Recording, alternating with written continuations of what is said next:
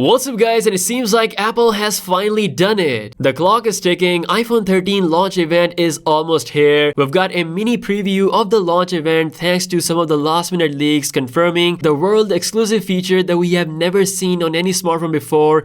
It could possibly happen on the iPhone 13 series. Imagine if you're on a desert stranded with Bear Grylls, you're in the middle of nowhere, there is no SIM connectivity or internet service, but guess what? The iPhone 13 will allow you to send an emergency message thanks to the interaction with the freaking global satellite. According to Mark Gurman, the iPhone 13 family will come with satellite communication feature. Apple will announce it at the launch time, but the actual implementation will happen in the future via software updates, so that could actually take a couple of months. Other than this amazing feature, Apple is also doing something for the first time, which is to offer 128 GB as the base storage for all iPhone models. This was something that they should have done long time ago, like 64 GB is extremely low, and the fact that we have Android phones right now that are costing $130 and they still come with 128 GB storage, Apple should be ashamed. But better late than never, 128 GB will be the base storage.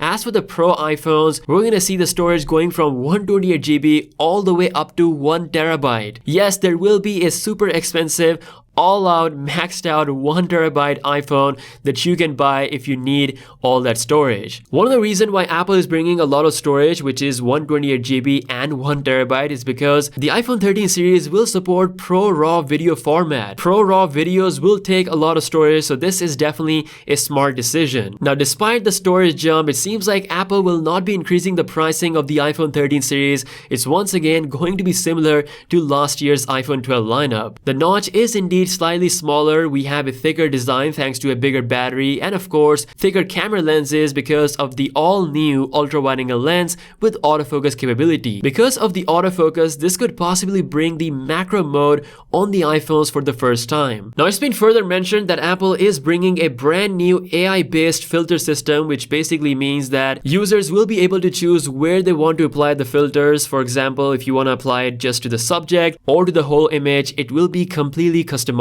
Apple is working hard to bring some new editing features to its stock Photos app, and honestly, over the past few months, it has gotten pretty good. Now, lastly, this might be the least exciting thing about the iPhone 13 series, which is the Apple A15 chip is set to bring a pretty small upgrade compared to Apple A14 processor. Again, we'll see what the actual upgrade will be. Maybe there's a big difference in the GPU gains. The biggest and the most noticeable difference between the iPhone 13 Pro and the 12 Pro series will indeed be the 120Hz refresh rate. Now, last but not the least, Apple Watch 7 is coming as well. It's set to adopt an iPhone looking design, a big battery upgrade, larger sizes, slimmer bezels, and of course the brand new S7 processor. Additionally, we might see the iPad mini 6 on the event, but it could also be delayed because according to Mark Gurman, Apple has planned 2 events for 2021. One of them will be the iPhone event and the other one will be the Mac Pro / iPad event. That's all the latest news, guys. This has to be